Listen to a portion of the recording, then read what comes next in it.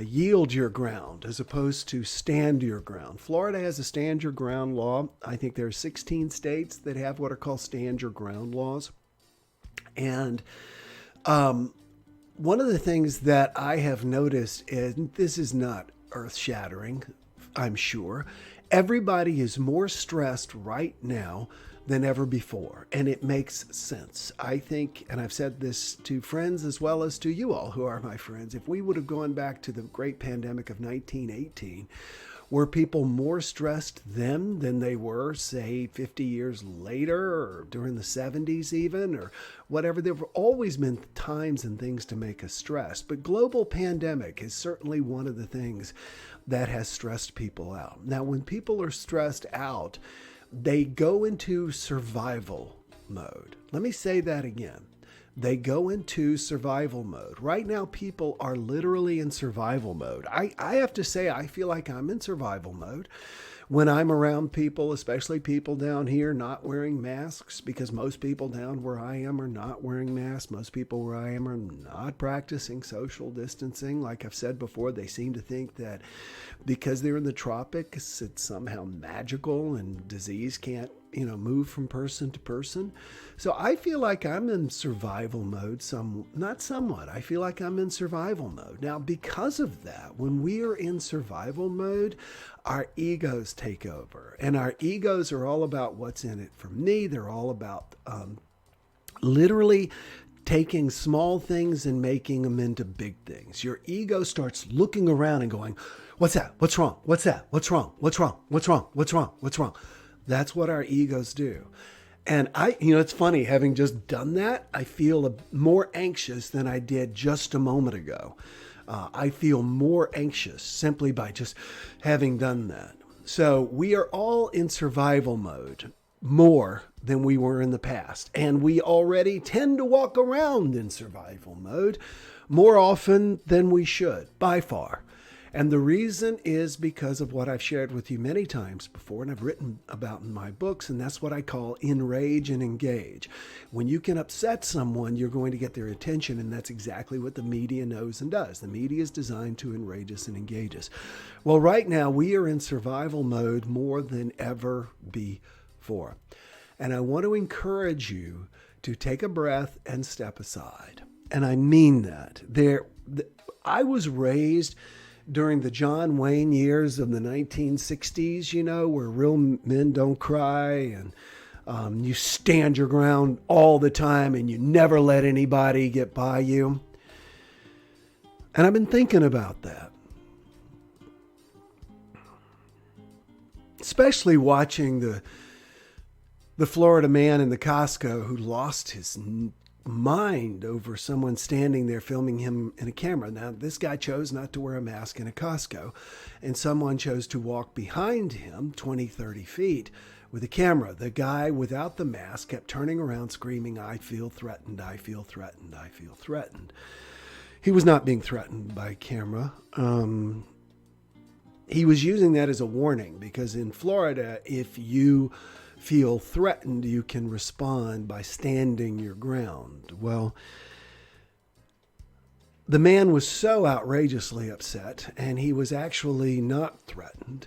He felt threatened inside. And the point I'm trying to make is looking at this man with the eyes of compassion. In his mind, he did indeed feel threatened. And I think what we need to do is we need to step back and we need to step aside. There are so many opportunities right now for people to engage us because they feel justified in doing so. And that's us too. And I think that we need to realize that everybody is walking around. Greg Bear, the author of the book Real Love, talks about people who have had a history of abuse and neglect, like myself and like many of you. We tend to walk around with a constant sunburn. If you touch us, it's like, ow, Well, right now, everybody is at ow. And I want to invite you to simply let people pass.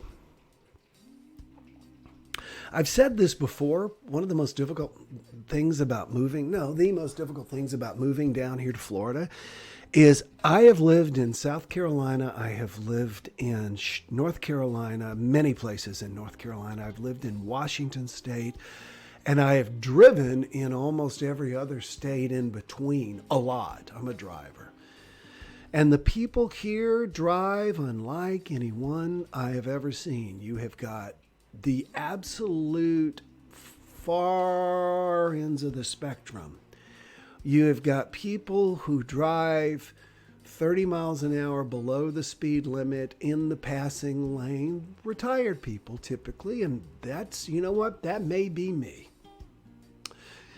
Then you got the people who are always in a hurry and driving up on people's bumpers, etc., and that was me. And I've tried all kinds of things to drive down here. I have tried getting out of people's way, but then I find that I'm still in people's way. And one of the things that I found is I try to drive the same as if no one is there, as if someone is there. Now, if someone is there, I have to take that into account. In other words, I have to not drive up on their bumpers. I need to yield my ground. And if someone needs to get past me, I need to yield my ground. Otherwise, I need to not let their upset and frustration, and this is the key, you need to yield your internal ground. So many people, especially down where I live, want to talk about what would Jesus do? Would Jesus stand his ground? Would Jesus bow his chest and clench his fists like this man in Costco? Or would Jesus take a step aside and smile and say, I know you're hurting? What would the Dalai Lama do? What would Joel Osteen do? I can't see Joel Osteen bowing up his fists and getting pissed off in a Costco. So I want to invite you to remember that right now everybody's walking around with a bit of a sunburn. Everybody is an ouch. And it's not worth engaging someone. It's worth stepping aside. It's worth yielding your ground. You are not diminished internally when you have the courage and the strength to let someone else pass. And I'm talking to myself about this as much as anything, because I feel this need to correct people when they come up to me with or without masks, and not doing it, stepping aside. The other day I mentioned this, and I'm going to close with this.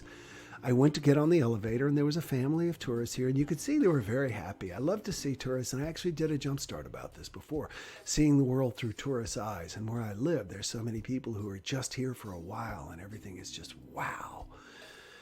And they were like, hey, get on the elevator with us, and we have small elevators. And there was 3 people in an elevator, maybe built for 4.